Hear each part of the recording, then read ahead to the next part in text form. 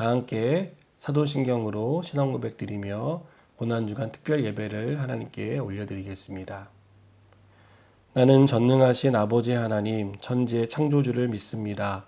나는 그의 유일하신 아들 우리 주 예수 그리스도를 믿습니다. 그는 성령으로 잉태되어 동정녀 마리아에게서 나시고 분디오 빌라도에게 고난을 받아 십자가에 못 박혀 죽으시고 장사된 지 사흘 만에 죽은 자 가운데서 다시 살아나셨으며 하늘에 오르시어 전능하신 아버지 하나님 우편에 앉아 계시다가 거기로부터 살아있는 자와 죽은 자를 심판하러 오십니다. 나는 성령을 믿으며 거룩한 공교회와 성도의 교제와 죄를 용서받는 것과 몸의 부활과 영생을 믿습니다. 아멘. 오늘 함께 나눌 하나님의 말씀은 신약성경 누가복음 23장 33절로 38절 말씀입니다. 우리 함께 읽겠습니다.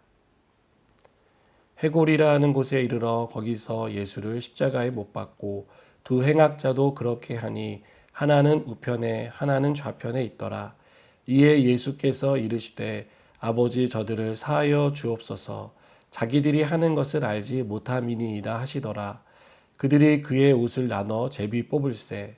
백성은 서서 구경하는데 관리들은 비웃어 이르되 저가 남을 구원하였으니 만일 하나님이 택하신 자 그리스도이면 자신도 구원할지어다 하고 군인들도 희롱하면서 나와 신포도주를 주며 이르되 내가 만일 유대인의 왕이면 내가 너를 구원하라 하더라. 그의 위에 이는 유대인의 왕이라 쓴 패가 있더라. 아멘. 오늘부터 고난주간이 시작됩니다. 우리 죄를 위해 십자가를 지신 주님의 사랑과 은혜를 생각하며 주님의 고난에 동참하는 한 주가 되시기를 바랍니다. 이번 고난주간 특별 예배의 주제는 십자가를 경험하라입니다. 예수님이 십자가에서 하신 7가지 말씀, 가상 7언을 중심으로 주님의 은혜와 사랑을 되새겨보는 시간을 가지려고 합니다. 군에 입대해 신병 교육대에서 훈련을 받았습니다. 모든 것이 낯설고 힘들고 어려운 시간들을 보내는 중에 주일을 맞아 교회에 가게 되었습니다. 예배당에 앉는 순간 저도 모르게 눈에서 눈물이 흘렀고 그 눈물은 예배가 마칠 때까지 멈추지 않았습니다. 예배를 마치고 나오는데 군종병들이 초코파이와 음료수 그리고 군번줄에 달 수 있는 작은 십자가를 나누어 주었습니다. 그 십자가는 제가 전역할 때까지 군번줄에 달려 있었습니다. 저에게 십자가는 제가 누구인지를 드러내는 상징이었고 제 군번줄에 달린 십자가를 보는 사람들은 제가 그리스도인이라는 사실을 알게 되었습니다. 십자가는 그리스도인의 상징입니다. 그러나 예수님 시대의 십자가는 형벌과 저주의 상징이었습니다. 로마는 반역과 살인을 저지른 사람을 십자가에 못 박아 죽였습니다.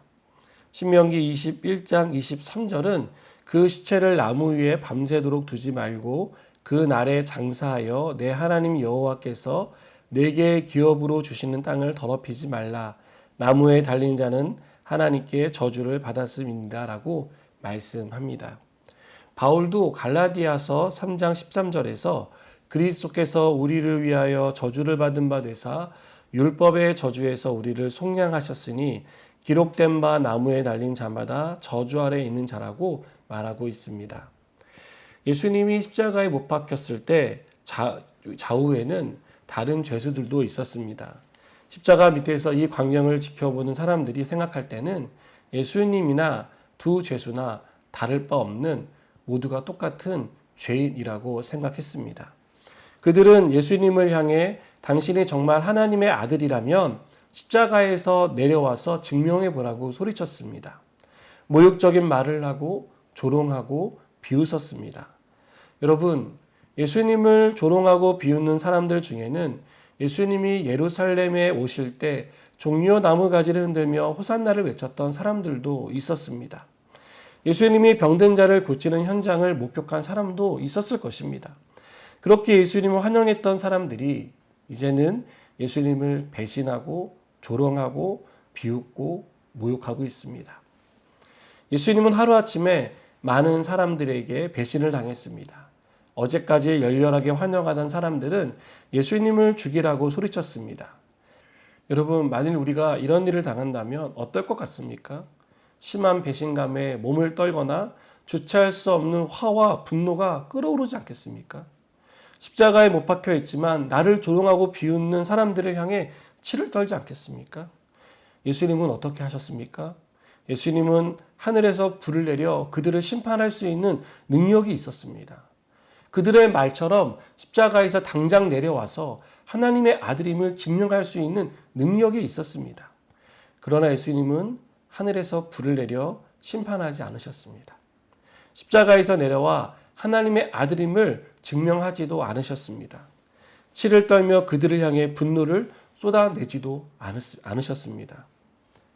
예수님이 한 일은 그 십자가 위에서 조롱과 비웃음과 모욕을 들으며 기도하셨습니다. 34절을 보겠습니다. 이에 예수께서 이르시되 아버지 저들을 사하여 주옵소서 자기들이 하는 것을 알지 못함이니이다. 예수님은 어떤 기도를 하고 계십니까? 저들을 용서해 달라는 기도를 하고 계십니다. 저들은 예수님을 배신한 사람들입니다. 저들은 예수님을 조롱하는 사람들입니다. 저들은 예수님을 향해 비웃고 있는 사람들입니다. 모욕적인 말로 예수님의 마음을 불편하게 하는 사람들입니다. 우리는 나를 배신한 사람들에게 어떻게 합니까? 그 사람도 나랑 똑같이 당해야 한다라고 생각하지 않습니까? 나를 조롱하고 비웃은 사람에게 어떻게든 되갚아 주어야 한다고 이를 갈지 않습니까? 나를 모욕한 사람을 나도 모욕해야 화가 풀리지 않습니까? 예수님은 배신을 되갚지 않았습니다. 조롱과 비웃음에 분노하지 않았습니다. 예수님은 그들을 위해 기도하셨습니다. 그들이 저지른 죄를 위해 용서해 달라고 하나님 아버지께 기도하셨습니다. 예수님이 볼 때 그들은 자기들이 무슨 일을 하고 있는지 모르는 우매하고 무지한 상태에 있는 사람들이었습니다. 죄를 죄로 알지 못하고 하나님을 섬긴다고 말하면서 하나님을 떠나 사는 그들의 상태를 정확히 보고 계셨기 때문입니다. 우리는 어떻습니까? 저는 종종 내가 만일 예수님 시대에 살았다면 나는 예수님에 대해서 어떻게 하고 있었을까를 상상해 봅니다. 예수님을 충실하게 따랐을지 아니면 무리 속에 섞여서 예수님을 조롱하고 비웃고 있었을지를 생각해 봅니다. 저도 우매하고 무지한 사람이었을 것 같습니다. 나를 위해 십자가를 지시는 예수님이 그리스도라는 사실을 알지 못한 채 무리에 섞여서 주님을 향해 비웃거나 조롱하는 그런 사람이었을 것 같습니다. 자기 죄는 보지 못하고 나는 저 사람보다 괜찮은 사람이라고 생각하며 자기 의를 자랑하는 어리석은 사람이 우리의 모습은 아닌지 생각해 보게 됩니다. 사랑하는 여러분, 우리는 우리를 배신한 사람에 대해 배신으로 대갚아야 한다라고 배웠습니다. 그렇게 하지 않으면 바보 소리를 듣는다라고 배웠습니다. 한 대 맞으면 나도 한 대를 때리라고 배웠습니다. 맞고만 다니면 안 된다고, 그러면 무시당한다고, 계속 맞게 된다고 우리는 그렇게 들었고 배웠습니다. 그래서 오늘 우리가 우리에게 죄 지은 자를 용서해 준 것 같이 우리의 죄를 용서해 달라는 주기도문의 구절을 읽으면서 우리는 아무런 가책을 받지 않습니다. 주님, 지금은 용서하기 싫습니다. 저 사람이 나한테 어떻게 하셨는지 주님이 더 잘 알지 않습니까? 전 절대로 용서하고 싶지 않아요. 저는 용서가 안 됩니다. 우린 이렇게 항변합니다. 예수님이 십자가에서 드린 용서의 기도는 용서하지 않는 우리를 위한 기도입니다. 주님을 믿지만 말씀대로 살지 않고 여전히 죄 가운데 죄를 사랑하며 살아가고 있는 우리를 향한 용서의 기도라는 것을 우리는 분명히 기억해야 합니다. 십자가를 경험한다는 것은요, 예수님을 따라가는 것입니다. 예수님의 삶이 우리의 삶이 되어야 합니다. 예수님이 하신 일이 우리의 삶에서 나타나야 합니다. 스데반은 자기를 향해 돌을 던지며 죽이는 사람들을 위해 주님, 이 죄를 저들에게 돌리지 마소서라고 기도했습니다. 사랑의 원자탄이라고 불리는 손양화 목사님은 두 아들을 잔인하게 죽인 청년 2명을 자신의 양자로 입양했습니다. 우리는 용서는 아무나 할 수 있는 게 아니다라고 선을 긋습니다. 그런데 주님은 우리가 용서할 수 있다라고 말씀하십니다. 스데반의 예를 통해서, 손영환 목사님의 예를 통해서 우리도 그런 용서의 사람이 될 수 있다라고 말씀하고 계십니다. 우리는 용서를 특별한 은사처럼 생각하지만 주님은 그것이 은사가 아니라 우리가 가야 할 십자가의 길임을 분명하게 말씀하고 계십니다. 주님이 십자가에서 용서하셨듯이 우리도 우리에게 잘못을 저지른 사람에 대해 용서의 기도를 드리시기 바랍니다. 힘들지만 그 사람을 향해 용서를 선언할 수 있기를 바랍니다. 주님이 나를 용서하셨듯이 나도 용서할 수 있기를 바랍니다. 내 힘으로 용서할 수 없습니다. 그래서 주님의 은혜가 필요합니다. 오늘 우리를 용서의 십자가로 초청하시는 주님의 초대에 응답할 때 우리도 용서할 수 있는 용서의 사람이 될 수 있습니다.